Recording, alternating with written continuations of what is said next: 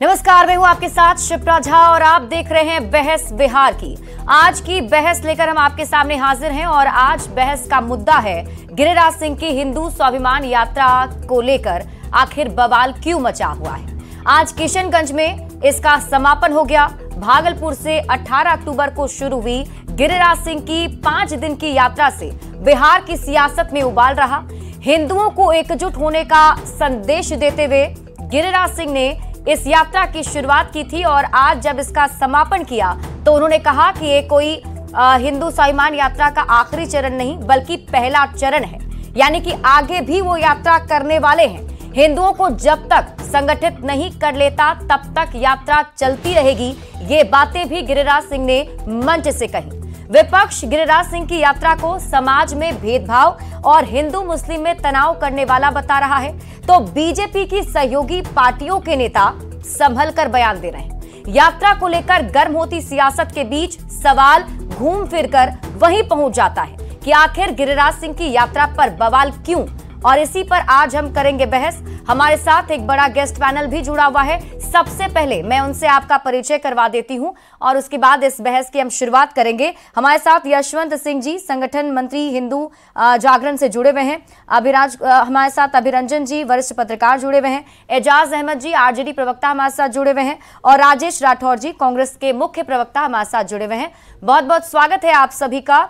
और हम आपसे चर्चा की शुरुआत करें उससे पहले दर्शकों को बताते हैं आज के वो सवाल जो हम आज पूछने जाने वाले हैं।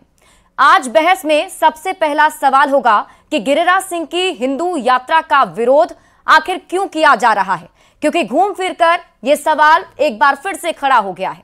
सवाल नंबर 2 जो हम पूछने वाले हैं, हिंदू स्वाभिमान के प्रचार से परहेज क्यों किया जा रहा है। सवाल नंबर 3, गिरिराज सिंह की यात्रा से समाज का भाईचारा प्रभावित हुआ। सवाल नंबर 4, गिरिराज सिंह ने हिंदू वोट के लिए यात्रा निकाली। सवाल नंबर 5, हिंदू स्वाभिमान यात्रा से गिरिराज सिंह का कद क्या बढ़ा है। इन्हीं सवालों के साथ हम बहस की शुरुआत करने जा रहे हैं और सबसे पहले हमारे साथ यशवंत जी जुड़े हुए हैं। उनसे पहला सवाल मैं पूछूंगी। यशवंत जी, 5 दिन की यात्रा रही और इस यात्रा के दौरान गिरिराज सिंह ने मंच से हिंदुओं को संबोधित भी किया। सबसे पहले तो आप ये बताइए कि यात्रा जो है वो कैसी रही। हालांकि गिरिराज सिंह ने कहा है कि यात्रा का ये पहला चरण ही है। ये यात्रा शानदार और जानदार रही और यात्रा होना भी चाहिए। देश में 2 प्रकार का समस्या है। इस्लामिक बातें जब होंगी, मुंबई में जब पैतरा बांधेंगे लोग तब कोई दिक्कत नहीं है, लेकिन अगर गिरिराज सिंह यात्रा कर लिए हिंदुत्व के नाम पर, हिंदू की जहाँ तक बातें आई तो लोगों को तकलीफ पैदा हो जाता है। तो गिरिराज सिंह का कार्यक्रम शानदार रहा, जानदार रहा और यह चीज़ें होनी चाहिए और पूरे प्रांत के अंदर होना चाहिए। जो प्रांत के अंदर नाजायज मस्जिद, जहाँ मदरसा चल रहा है, जिस प्रांत के अंदर स्थितियाँ ठीक नहीं हैं, वहाँ हिंदू स्वाभिमान की तो बातें होना ही चाहिए। अभी जहाँ पूर्णिया याद कीजिए आप, कोरोना कालखंड के अंदर यही वायसी में 18 हिंदुओं को घर को जलाया गया। एक भी चैंपियन लोग उस मामले में कभी नहीं बोले। कटिहार में एक विधवा महिला की घर को जलाया गया, उनको मार के भगाया गया और उनके घरों के ऊपर कब्जा किया गया। अभी आप भागलपुर की बात कर रही हैं। भागलपुर में 4 दिन पहले अभी घटना घटित हुआ, मंदिर में मूर्तियों के हाथ को तोड़ा गया। तो अगर गिरिराज सिंह यह कार्यक्रम कर रहे हैं तो इसमें बवाल का कोई बात ही नहीं है। कर रहे हैं। आज इस्लामिक यात्रा भी हुआ मुंबई के अंदर, क्यों नहीं परेशानी हुई। मुंबई में ओवैसी ने लाखों जिहादियों के साथ वहां पर यात्रा किया, तब परेशानी नहीं है। लेकिन गिरिराज सिंह अगर यात्रा कर लिया और उसमें अगर हिंदू शब्द जुट गया तो महा परेशानी, पेट में गैस होने लगता है। सबसे ज्यादा जिनको थी वो आरजेडी को सबसे ज्यादा इस बार देखने को मिली। आरजेडी से एजाज अहमद जी हमारे साथ जुड़े हुए हैं। एजाज अहमद जी, वो तो कह रहे हैं कि पूरे देश भर में इस्लामिक यात्रा भी की जाती है तब आप लोग कुछ नहीं करते हैं। हिंदुओं पर जब हमला होता है तब कुछ नहीं कहा जाता है। हिंदू के मंदिर पर हमला होता है तब आप लोग कुछ नहीं कहते हैं। शिप्रा जी, ये जो बातें कोरी काल्पनिक की जा रही है, दरअसल इनको राजनीति के लिए अब कोई मुद्दा नहीं रह गया है। ये महंगाई पर बात नहीं करेंगे, ये नौकरी और रोजगार पर बात नहीं करेंगे, ये देश में किस तरह से विकास हो इस पर बात नहीं करेंगे, देश के नौजवान भटकाव की दिशा में है उसको कैसे हम नौकरी और रोजगार से जोड़ करके उनके पारिवारिक स्थिति को ठीक करें उस पर बात नहीं करेंगे। देश में जो हम दो हमारे दो की राजनीति को कहीं ना कहीं संरक्षित कर रहे हैं। अच्छा। देश के 80 करोड़ लोगों को झोला हाथ में थमा करके नरेंद्र मोदी ब्रांड का लाइनों में खड़ा कर दिए हैं और वो बात कर रहे हैं इस तरह का। स्वाभिमान तो गरीबों का जगाना चाहिए, मजलूमों का जगाना चाहिए, शोषितों वंचितों का जगाना चाहिए, पिछड़ों अति पिछड़ों का जगाना चाहिए। अच्छा। जिनके स्वाभिमान को कहीं ना कहीं भारतीय जनता पार्टी की नफरत की राजनीति के कारण, नफरत फैलाने के कारण चोट पहुंच रहा है, उनके साथ किस तरह से अन्यायपूर्ण व्यवहार हो रहा है ये बताने की आवश्यकता नहीं है। 65% आरक्षण की व्यवस्था हमने बिहार में की और उसको केंद्र सरकार के पास प्रस्ताव भेजा कि 9वीं अनुसूची में शामिल कर लिया जाए। ठीक है, मतलब आप ये कह रहे हैं कि इन्हें रोजगार यात्रा निकालनी चाहिए थी, गरीबों के लिए यात्रा निकालनी चाहिए थी, आप ये कह रहे हैं। तो एजाज जी, आप लोग भी तो जब राजनीति करने आते हैं, चुनाव में वक्त आता है, तो आप भी तो जाति की राजनीति करते हैं। उनके अधिकार हक मिले, इसीलिए ये इस तरह की बात करके, स्वाभिमान की बात करके कहीं ना कहीं उन गरीबों, शोषितों, वंचितों का अपमान कर रहे हैं। चलिए हम राजेश जी के पास चलेंगे, उनसे भी मैं रिएक्शन लूंगी इस पूरे मामले पर, लेकिन एक क्विक रिएक्शन एक बार लेते हैं यशवंत जी से। यशवंत जी, वो कह रहे हैं कि आप लोगों को अगर यात्रा निकालनी ही चाहिए थी तो गरीबों के स्वाभिमान की यात्रा निकालते। गरीब और अमीर, ये देखिए दो वर्ग है। यहाँ बात हो रही है, एक धर्म की बात हो रही है। अगर हमको निकालना चाहिए गरीबी और अमीरी के ऊपर, तो जिहादी भीड़ क्यों मुंबई में निकला? उसके बारे में आरजेडी का क्या स्टैंड है? उस पर बात कीजिए ना। उनका स्टैंड क्या? मैं बीजेपी का प्रवक्ता नहीं हूँ भाई साहब, मैं उसकी बात हम नहीं करेंगे, वो राजनीतिक बात आप कीजिए। लेकिन जहाँ यहाँ मुद्दा है गिरिराज सिंह के कार्यक्रम के ऊपर और इस यात्रा के ऊपर, तो जो बात आरक्षण और ये सारी जो बातें करते हैं देश के अंदर, देखिए अभी दो लड़ाई लड़ी जा रही है। एक लड़ाई यह लड़ी जा रही है संविधान वर्सेस सरिया। आपके पास आती हूँ जी। संविधान और सरिया की लड़ाई यहाँ पर लड़ी जा रही है। एक तरफ सरिया के तरफ खड़े हैं लोग, एक तरफ संविधान। एक हिंदू भी संविधान को से बाहर जाने के लिए तैयार नहीं है। एजाज साहब बैठे हुए हैं यहाँ पर, इनको बोल दीजिए कि इनको अगर बोला जाए कि इस्लाम और धर्म में, इस्लाम और संविधान में किसको चुनना है, ये निश्चित रूप से कहेंगे कि हम इस्लाम को चुनेंगे। ये संविधान को नहीं चुनने वाले लोग हैं। तो यह देश अनुसूचित जाति जनजाति से नफरत करते हैं, कर रहे हैं, आप बाबा साहब के आरक्षण की संविधान बात को कर रहे हैं। करना चाहते हैं। अरे कीजिए भैया, ये पॉलिटिकल बात है। अभी धार्मिक यात्रा जो हुआ इस पर आपको असुविधा हो रहा है। गिरिराज कर दिए तो बहुत खराब, लेकिन अगर जिहादी वैसी अगर यात्रा करे मुंबई में तो बहुत बढ़िया, उसके ऊपर एक बार भी इनको बोली नहीं निकलेगा। मैं आती हूँ आपके पास एजाजी, मैं आपके पास आऊंगी। आपको समय दिया था सर हमने, आपने अपना वक्त भी लिया। हमारे साथ राजेश जी भी जुड़े हुए हैं। राजेश जी, देखिए इस यात्रा से बवाल क्यों मचा हुआ है इस यात्रा पर? सबसे बड़ा सवाल तो यही है। अगर हम बात करें तो आपके भी जो बड़े नेता हैं वो भी वैसे सीट से चुनाव लड़ने जाते हैं जहां पर खास समुदाय की संख्या ज्यादा होती है। प्रियंका गांधी भी वहां से चुनाव लड़ने वाली है, तो आप लोग भी तो सुरक्षित जगह देखते हैं और साथ ही साथ बीजेपी के नाम पर मुस्लिमों को डराते हैं। राजेश जी। शिप्रा जी, सबसे पहले छोटा सवाल है, उसका जवाब मत दीजिएगा। इस चैनल में, इस पैनल में अगर भारतीय जनता पार्टी और जेडीयू के लोग होते तो ज़्यादा अच्छा होता, क्योंकि गिरिराज सिंह कोई साधु संत नहीं है, ना शंकराचार्य हैं। ये भारतीय जनता पार्टी के सदस्य हैं, उस कोटे से मंत्री हैं। तो इस पे भारतीय जनता पार्टी और जेडीयू का स्टैंड क्या है, ये स्पष्ट आपके सामने में होता। हालांकि उन्होंने पहले कह दिया है सर कि ये गिरिराज सिंह की निजी यात्रा है। हम यहाँ बात कर रहे हैं गिरिराज सिंह की यात्रा से। वही शिप्रा जी, बहुत अच्छा सवाल है आपका। अभी हमारे यशवंत सिंह जी ने कहा कि धर्म और अधर्म की यात्रा है, तो मैं ये मान लूं कि गिरिराज सिंह की धर्म की यात्रा है तो भाजपा ने इसे दरकिनार किया है, तो भाजपा अधर्मी है। अगर इन्होंने यशवंत सिंह के बात से मैं मान लूं कि भाजपा ने उनके यात्रा से अपने आप को किनारा किया है, तो क्या भाजपा अधर्मी है? नंबर 1। दूसरा, गिरिराज सिंह जी 2 बार से मंत्री हैं, तीसरी बार मंत्री बने हैं भारत सरकार। उससे पहले बिहार सरकार में भी मंत्री थे। क्या उनका स्वाभिमान तब मर गया था या अब मरा हुआ है जो अपने मंत्रालय के किसी कामों की यात्रा में चर्चा नहीं करते हैं। वो भारत सरकार के मंत्री हैं, चूंकि स्वाभिमान यात्रा सही निकाल रहे हैं, उन लोगों का स्वाभिमान गिरा हुआ है जो गिरिराज सिंह की यात्रा में है। एक मिनट शिप्रा जी, क्यों गिरा हुआ है कि देश के चारों शंकराचार्य ने जब राम मंदिर का उद्घाटन हो रहा था तो इनकार किया कि हिंदू विरोधी राजेश जी, मैं आपके पास वापस आती हूँ, सनातन विरोधी नीतियों राम मंदिर का उद्घाटन हो रहा है, भी आप जवाब दीजिएगा। हमारे साथ गेस्ट एक और जुड़े हुए हैं, वरिष्ठ पत्रकार अभिरंजन जी हमारे साथ जुड़े हुए हैं। एक बार उनसे मैं रिएक्शन ले लेती हूँ सर, फिर मैं आती हूँ आपके पास। अभिरंजन जी, इस यात्रा को अगर हम देखें और जिस तरीके से यात्रा का रूट तैयार किया गया था, सीमांचल का इलाका, और अगर हम देखें तो इस यात्रा के जरिए गिरिराज सिंह मैसेज भी दे रहे थे और ये भी उन्होंने कहा कि ये पहला चरण ही है।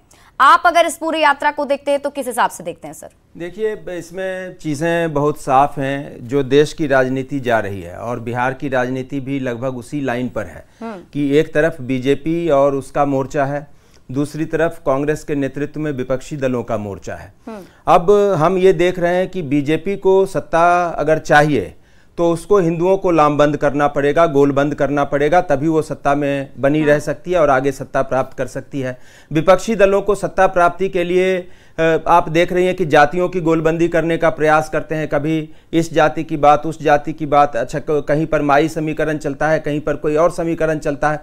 तो बेसिकली और अभी क्या हुआ है पिछले कुछ साल में देश में कि जातियों के नाम पर विपक्ष ने भी बहुत आक्रामक राजनीति शुरू कर दी है।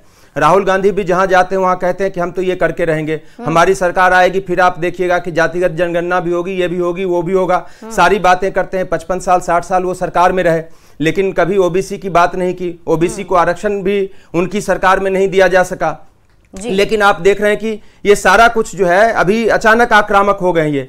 तो अब अगर विपक्ष जातियों के इर्द गिर्द आक्रामकता दिखाएगा तो बीजेपी की ये मजबूरी है कि उसको हिंदुत्व की तरफ जो है एक बार फिर से अपने आप को मुखर बनाना पड़ेगा। और इसीलिए आप देख रहे हैं कि जब से लोकसभा चुनाव के परिणाम आए हैं, भारतीय जनता पार्टी भी हिंदुओं की एकता पर जोर देने लगी है। कहीं पर बटेंगे तो कटेंगे का नारा चल रहा है। मोहन भागवत जी भी कह रहे हैं कि हिंदुओं को एक होना जरूरी है।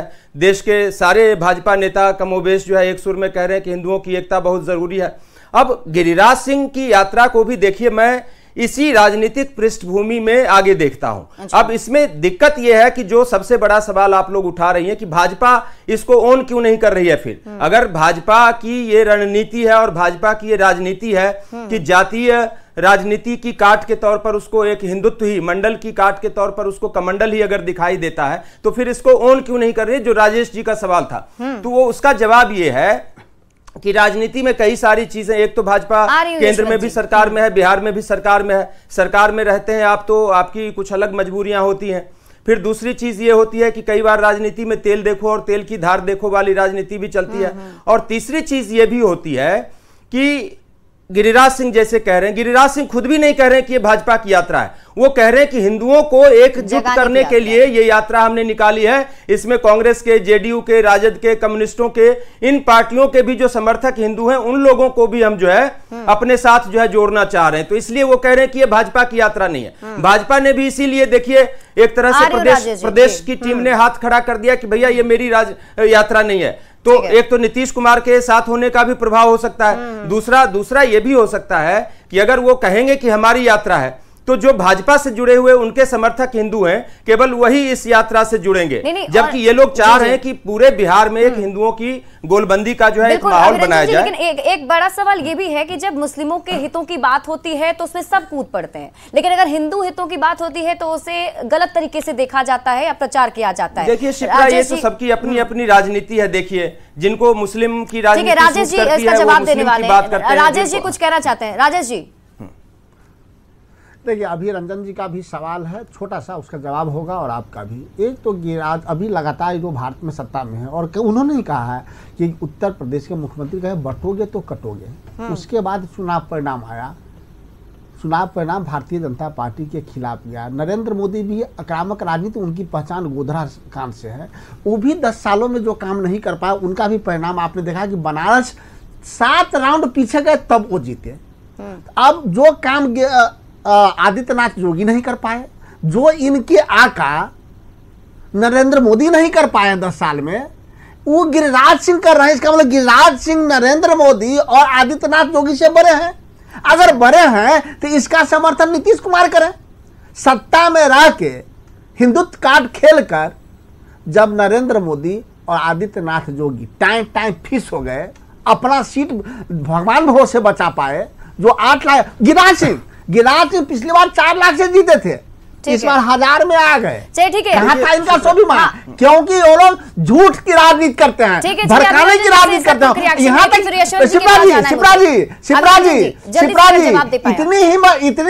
शिप्रा जी इतनी हिम्मत नहीं है कि आपके चैनल पर भारतीय जनता पार्टी और जेडीयू आगे फेस कर पाए। यहाँ पे बुलाया नहीं कि आप उन्होंने आने से इनकार किया। हम लोग तो आते हैं डिबेट करने। आप जिस सवाल को उठा रहे हैं उसका जवाब इनसे मैं ले लूं पहले, उसके बाद यशवंत जी के पास जाना है। देखिए शिप्रा, मैं बहुत साफ मानता हूं कि गिरिराज सिंह वो नेता हैं जो भारतीय जनता पार्टी के पूरी तरह से वफादार नेता है। वो अपने मन से कुछ भी नहीं करते हैं।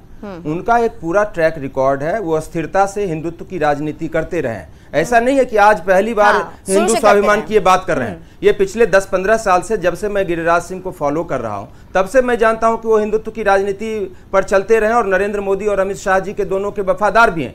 दूसरी चीज मैं आपको ये बताना चाहता हूं, जो सबसे बड़ी बात है कि भारतीय जनता पार्टी किसी भी ऐसे राज्य में अभी तक सफल नहीं हो पाई है, अपने दम पर सत्ता में नहीं पहुंच पाई है जहां पर उसने हिंदुत्व को आगे नहीं किया। अभी आप देखिए कि उसने असम में भी जाके सरकार बना लिया, उत्तर प्रदेश जैसे कॉम्प्लिकेटेड स्टेट में भी उसने सरकार बना लिया और लगातार दूसरी बार रिपीट किया। देश के कई राज्यों में वो रिपीट करती हुई जा रही है भारतीय जनता पार्टी। लेकिन बिहार में आज तक अपने दम पर भारतीय जनता पार्टी सरकार नहीं बना पाई। तो इसके कारण से कहीं से भारतीय जनता पार्टी के अंदर एक मंथन है कि बिहार जातियों में बटा हुआ समाज है। यहाँ पर जातियों के इर्द गिर्द जो बंटवारा है उसको तोड़कर हिंदू की एकता पर बांधने की जरूरत है। और एक हिंदू लीडर भी तैयार करने की जरूरत है, जो सीनियर भी हो, सर्वस्वीकारी भी हो, जिसकी छतरी के नीचे भारतीय जनता पार्टी और आरएसएस के कार्यकर्ता आके काम कर सकें। तो मुझे ऐसा लगता है कि बहुत सोची समझी रणनीति के तहत गिरिराज जी को प्रोजेक्ट किया जा रहा है। और गिरिराज जी कुछ भी ऐसे नेता नहीं है कि वो अपने मन से कोई काम करेंगे। यशवंत जी भी कुछ कहना चाह रहे हैं। यशवंत जी, एक क्विक रिएक्शन जल्दी से। ये देखिए चित्रा जी, हमारा एक भाव यह है कि गिरिराज सिंह मंत्री और भाजपा के कार्यकर्ता होने से पहले एक हिंदू जन्म लिए हैं। हाँ। हिंदू के घर में जन्म लिए हैं और हिंदुत्व की स्वाभिमान और हिंदुत्व की बात करना हर एक हिंदू की संवैधानिक अधिकार भी है और वह करेगा भी। यहाँ मामला को ट्विस्ट आप कर रहे हैं पॉलिटिकल हिसाब किताब से, लेकिन हमारा जो अपनी विचारधारा है वह पॉलिटिकल नहीं है। पूरी दुनिया के अंदर जितना इस्लामिक रेडिकलाइजेशन का जो बातचीत है उसके खिलाफ में हिंदू एक हो रहे हैं। अभी जो बात कर रहे हैं, जो बात किया योगी जी ने कि बटोगे तो कटोगे, याद कीजिए यही ईरान था जिसका नाम पर्सिया था, जहां पारसी लोग रहा करते थे। पारसी कहाँ चले गए? यही पाकिस्तान था जहां पर 5% हिंदू थे, आज हिंदू 0.5% है। यही बांग्लादेश है जहां पर हिंदू 5% थे, आज 5.5% है। अफगानिस्तान में हिंदू गिनने के लिए नहीं है। तो जो कटोगे और बटोगे की जो बात हो रही है, यह बात पॉलिटिकल सिर्फ नहीं है, ये पूरा विश्व परिदृश्य के ऊपर। आप लेबनान की बात आप कर रहे हैं, लेबनान के ऊपर बात कीजिए। पूरा लेबनान अरे भाई कांग्रेस का बांग्लादेश में हिंदू जब बंटवारा हुआ था तो लगभग 20% मैं एक न्यूट्रल व्यक्ति हूँ, लेकिन मेरा ये कर्तव्य है कि अगर मैं पैनल में बैठा हुआ हूँ तो आपके फैक्ट्स को मैं करेक्ट कर दूं। 5% नहीं थे बांग्लादेश और पाकिस्तान के बंटवारे के समय वहां पर हिंदू, लगभग 20% थे। ज्यादा ही संख्या थी और अब घट गई है। मैं न्यूट्रल व्यक्ति हूं, लेकिन मैंने आपके आंकड़े को करेक्ट कर दिया। चलिए एजाज जी से एक बार इसका जवाब ले लें। राजेश जी, मैं आपके पास राजेश जी, मैं एजाज जी, अगर यही तो कहा जा रहा है ना, सीमांचल को लेकर यही कहा जा रहा है कि बिहार का जो सीमांचल का एरिया है वहां पर जो डेमोग्राफी है बदलती चली जा रही है और ये मुद्दा भी झारखंड में उठाया जा रहा है। तो यही तो कह रहे हैं कि हिंदू को प्रोटेक्ट करना है, बचा कर रखना है। एजाज जी, कहीं कोई डेमोग्राफी नहीं बदल रहा है, जहां पर जो है वहीं पर है। यहाँ पर भारतीय जनता पार्टी की जो मानसिकता है, सुन लीजिए ना शिप्रा जी, भारतीय जनता पार्टी की जो मानसिकता है, जब जब मंडलवादी शक्तियां उभार पर आती हैं तब तब ये कमंडल लेकर के निकलते हैं। याद होगा आपको, जब मंडल कमीशन का रिपोर्ट हमने लागू किया तो मंडल के काट में कमंडल रथ लेकर के लाल कृष्ण आडवाणी निकले थे।